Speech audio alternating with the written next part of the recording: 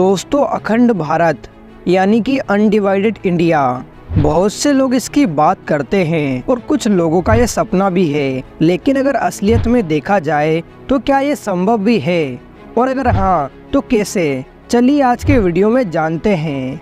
तो सरदार वल्लभ भाई पटेल को कुछ लोग फादर ऑफ अखंड भारत कहते हैं, क्योंकि उन्होंने वीपी मेनन के साथ मिलकर 500 से ज़्यादा रियासतों को एकजुट किया था, जिससे आज का अखंड भारत बना।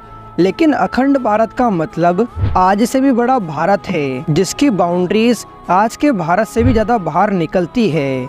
लेकिन एग्जैक्टली अखंड भारत का नक्शा क्या है, इन लोगों के अनुसार अलग अलग है। कुछ लोगों के लिए अखंड भारत का मतलब है आज का India plus Pakistan occupied Kashmir और चाइना ऑक्यूपाइड कश्मीर, जो भारत का ऑफिशियल मैप दर्शाता है। वहीं दूसरी तरफ कुछ लोगों के लिए अखंड भारत का मतलब है 1947 के पार्टीशन से पहले का भारत, यानी कि इंडिया प्लस आज का पाकिस्तान और बांग्लादेश। और तीसरा कुछ लोगों के लिए अखंड भारत की बाउंड्रीज अफगानिस्तान, नेपाल, भूटान, श्रीलंका जिसे भारत के पड़ोसी देश तक जाती है। और चौथा कुछ लोगों के लिए अखंड भारत का मतलब है अफगानिस्तान से लेकर न सिर्फ तिब्बत बल्कि थाईलैंड, कंबोडिया, मलेशिया और इंडोनेशिया तक है। वैसे सुनने में कई लोग इस आइडिया को असंभव और अनरियलिस्टिक मानते हैं, लेकिन अगर हम यूरोप और अफ्रीका की तरफ जाएं, तो हमें यूरोपियन यूनियन और अफ्रीकन यूनियन के रूप में दो उदाहरण मिलते हैं।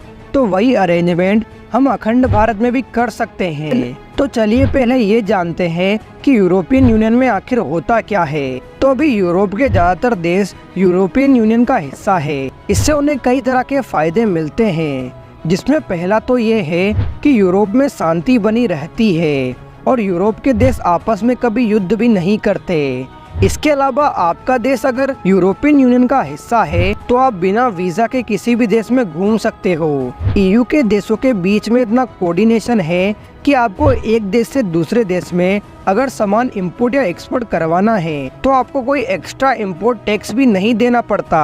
और इन सभी देशों में एक ही करेंसी है, और क्योंकि ये पूरा समूह इस करेंसी को यूज करता है, इसलिए आज यूरो इतना ताकतवर है। यूरोपियन यूनियन की अपनी एक अलग पार्लियामेंट भी होती है, जहां पर एमपीज को पब्लिक द्वारा चुनकर ही भेजा जाता है। दरअसल यूरोपियन यूनियन में हर देश की अपनी एक सेंट्रल गवर्नमेंट तो होती ही है, लेकिन उसके ऊपर एक और सरकार बनाई जाती है, जहां पर सारे देश की सेंट्रल गवर्नमेंट बैठकर कॉमनली काम करती है। और यही सेम चीज करी जा सकती है एशियन यूनियन के साथ। अब अखंड भारत को एशियन यूनियन भी नाम दे सकते हैं, जहाँ पर भारत, पाकिस्तान, बांग्लादेश और बाकी सभी देश मिलकर एक एशियन पार्लियामेंट बनाएं और ऑपरेट करें।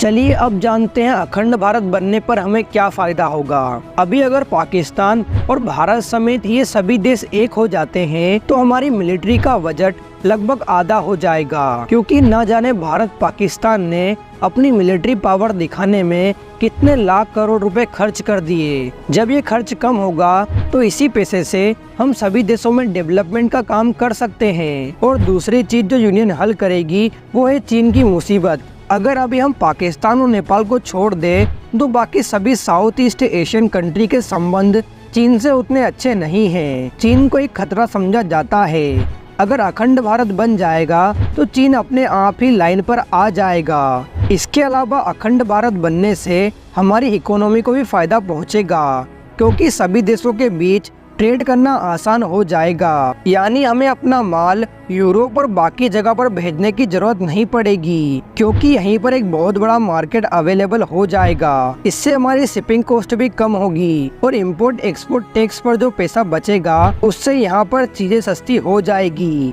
अखंड भारत बनने से लोग आसानी से एक देश से दूसरे देश में जा पाएंगे। साथ ही सभी के पास ये ऑप्शन होगा कि वो इनमें से किसी भी देश में जाकर पढ़ाई कर सकता है या फिर अपना बिजनेस भी शुरू कर सकता है।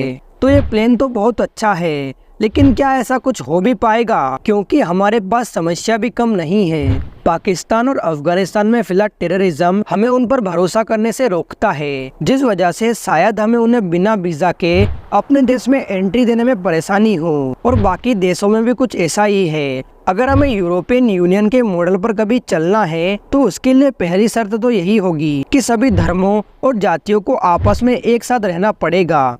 और जो लोग अखंड भारत का सपना देखते हैं वो माने या ना माने, सिर्फ इसी तरीके से इसे साकार कर सकते हैं। क्योंकि आज वो समय नहीं है जब आप किसी देश के ऊपर हमला कर कर उस पर कब्जा जमा ले। तो दोस्तों, आज के इस वीडियो में बस इतना ही। मिलते हैं अगले वीडियो में।